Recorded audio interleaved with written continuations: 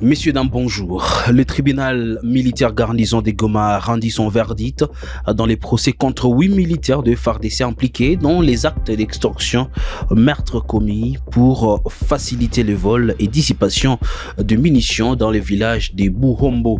Nous sommes dans le territoire des Nyiragongo. Nous allons en parler dans l'actualité du jour. Depuis le mois de janvier de cette année, plus de 300 enfants ont été sortis des rangs des groupes armés par la coalition FARDC, UPDF et la MONUSCO. Certains parmi eux ont déjà retrouvé leur famille. Vous suivrez un reportage en direct de Béni dans l'actualité du jour. Un nouveau meurtre a été repéré dans la ville du Goma mardi. Un revendeur des unités pour téléphone a été lâchement abattu par des hommes armés sur avenue 17 janvier au quartier Mugunga. Selon les forces vives, ce drame survient à peine quelques semaines après les décès dans des circonstances similaires du père de la victime. Et puis nous allons chuter par un braquage qui a été enregistré à Kalongué sur la route nationale numéro 3. Le mardi, plus de 20 motards, leurs clients, des humanitaires en mission et d'autres usagers de la route ont été attaqués par des coupeurs de route. Alerte la société civile locale. Messieurs, dames, nous restons la référence de ce qui se passe à l'est de la République démocratique du Congo. Vous êtes nouveau sur Kivu Morning Post. N'oubliez pas surtout de vous abonner.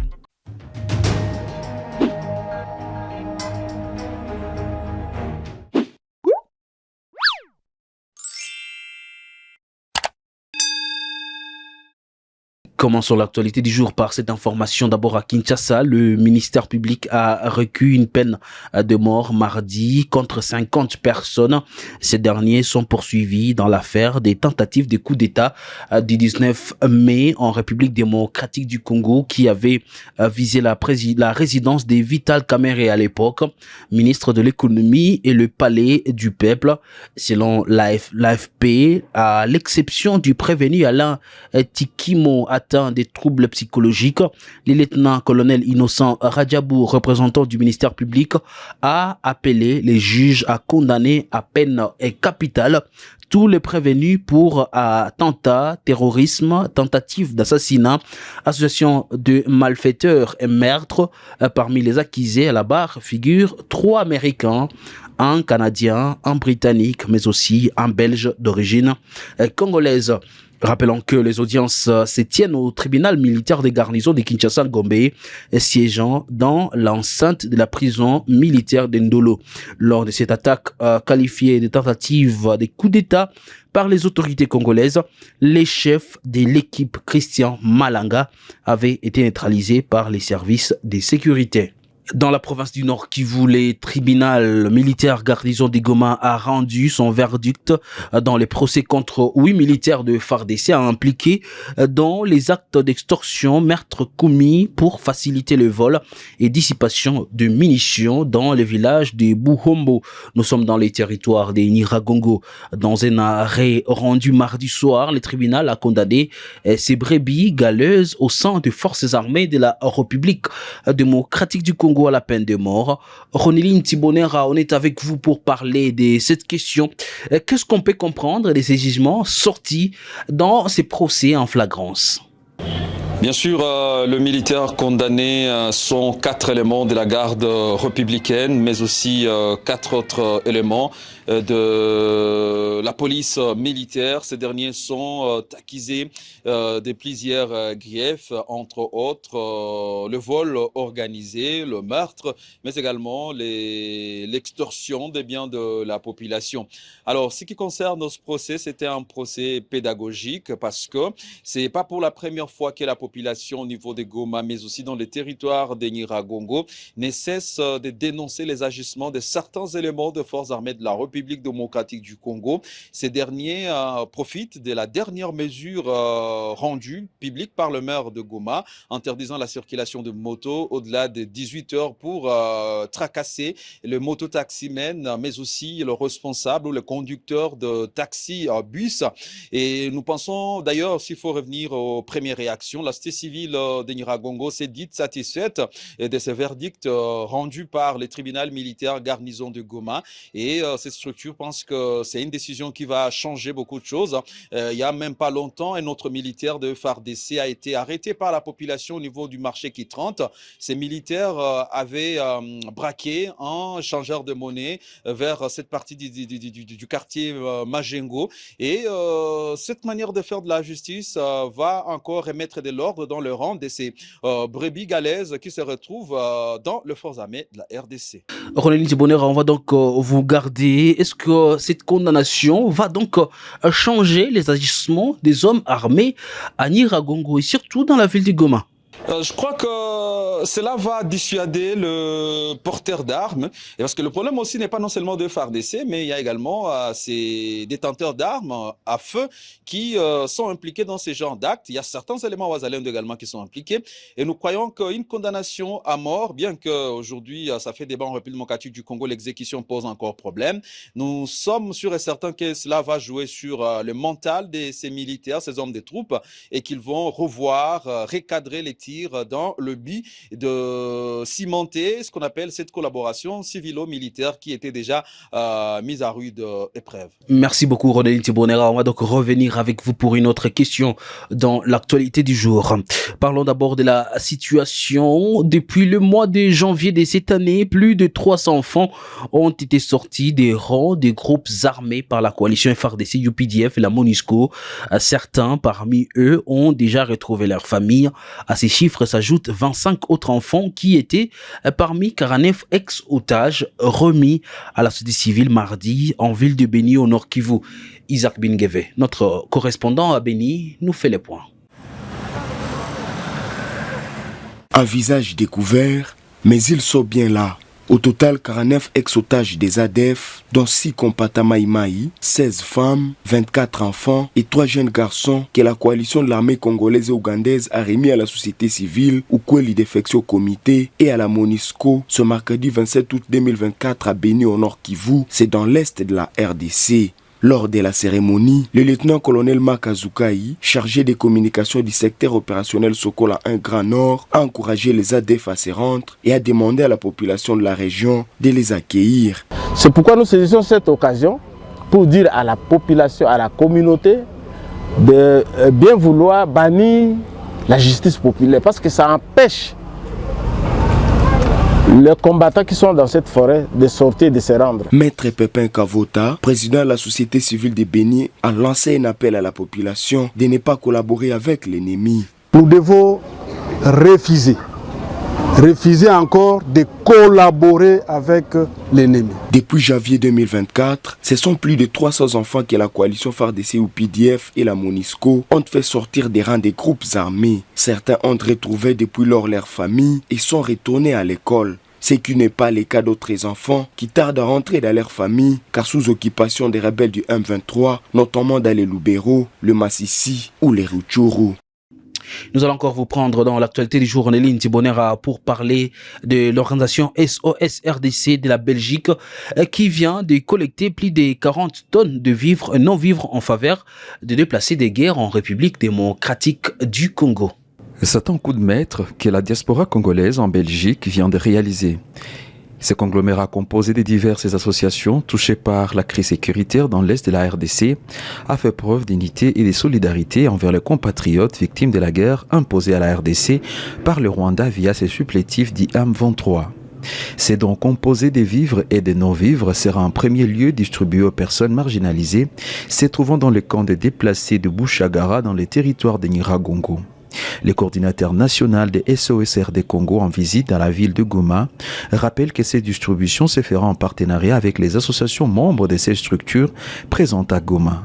L'association de Belgique m'ont demandé de venir rencontrer nos collaborateurs pour qu'on puisse mettre enfin les actions en place. Ça fait depuis le mois de mars qu'on a commencé à collaborer ensemble, à récolter des dons. On a réussi à récolter plus de 40 tonnes de dons qui ont été récoltés en Belgique. Certaines choses arrivent à Kinshasa par avion, 16 tonnes. D'autres choses sont arrivées par voie maritime via Dar es Salaam. Et ici à Goma, on a fait des récoltes de fonds qui ont permis justement de faire des achats de denrées alimentaires et d'autres produits au bénéfice des nécessiteux. Cette action de la diaspora congolaise est saluée par les associations œuvrant dans les secteurs humanitaires dans l'est de la RDC, notamment l'association Ligue pour la solidarité congolaise. Sa coordinatrice reste convaincue. Et puis, un nouveau meurtre, comme je l'ai dit au sommaire de l'actualité du jour, un nouveau meurtre a été opéré dans la ville du Goma mardi. Un revendeur des unités pour téléphone a été lâchement abattu par des hommes armés sur avenue du 17 janvier au quartier Mugunga. Selon les forces vives locales, ce drame survient à peine quelques semaines après le décès dans des circonstances similaires du père de la famille de la victime. Christian Kalamo, président de la société civile de la commune de Karisimbi, révèle que les bandits sont arrivés et ont tiré sur lui sans lui demander même un franc congolais, comme c'est toujours le cas. Christian Kalamo a été joint au téléphone. Oui, bonjour, messieurs les journalistes. Je suis Christian Kalamo, le président de la société civile de la commune de Karisimbi. En fait, c'est avec beaucoup de regrets que nous continuons à constater des cas de meurtre, des cas de cambriolage et de tracasseries de toutes formes dans beaucoup de quartiers de la commune de Karisimbi. Imaginez, dans cette même nuit, d'hier à aujourd'hui, nous venons d'enregistrer beaucoup de maisons cambriolées au niveau du quartier Ndosho. Et dans cette même nuit, il y a un jeune d'environ 20 ans qui a été victime de fusillade au niveau du quartier Mgunga, sur avenue 17 janvier, aux environs de 19h et quelques minutes. D'où jusqu'à présent, les auteurs ne sont pas encore identifiés. C'est pourquoi c'est pour nous encore une occasion de demander aux autorités urbaines de mener des enquêtes pour que les auteurs subissent la rigueur de la loi. Il ne faut pas que chaque fois on tue et que les autorités ne font rien, messieurs les journalistes. Donc, c'est pour nous une occasion de demander aux autorités de faire des enquêtes pour que les auteurs puissent subir la rigueur de la loi. Comme vous le savez, tous les bandits aujourd'hui, tous les 40 voleurs aujourd'hui, ils s'appellent Muzalendo. C'est une occasion pour nous de faire appel au commandant des unités, de vrais Wazalendo, de bien encadrer et gérer leurs éléments. Et c'est là, comme le gouverneur l'a bien dit, que tous les vrais Wazalendo doivent rejoindre les FARDC sur les lignes de front et cela va permettre aux services de sécurité de cette ville de Goma de bien traquer tous ces faux Wazalendo, messieurs les journalistes, qui veulent aussi abîmer les noms de nos compatriotes Wazalendo. Tout en demandant par cette même occasion aux services de sécurité de cette ville de Goma d'interdire, de traquer aussi tous les militaires en divagation hors les services ou hors les aires de service, messieurs les journalistes. Parce que vous allez comprendre avec moi que partout au Ouganda, je ne sais pas, dans des rues, il y a toujours des militaires. C'est vrai, c'est nos FARDC, mais incontrôlés. Ils commettent aussi des erreurs, messieurs les journalistes. Nous demandons au gouverneur de la province du Nord Kivu d'instruire ces autorités urbaines de la ville de Goma ici, de pratiquer, de chaque fois pratiquer les notes circulaires que chaque fois le gouverneur établit. Un braquage a été enregistré à Kalonge sur la route nationale numéro 3 ce mardi. Plus de 20 motards, leurs clients, des humanitaires en mission et d'autres usagers de la route ont été attaqués par des coupeurs de route. Alerte la société civile. L'incident s'est produit près de l'entrée de Kalonge où les victimes en provenance de Bukavu pour Bunyakiri et inversement sont tombés dans une embuscade. Les malfaiteurs lourdement armés ont dépouillé leurs victimes des sommes importantes d'argent, de téléphones, d'ordinateurs ainsi que de marchandises et autres biens de valeur avant de disparaître dans la nature. Delphin Birimi revient ici sur cet incident.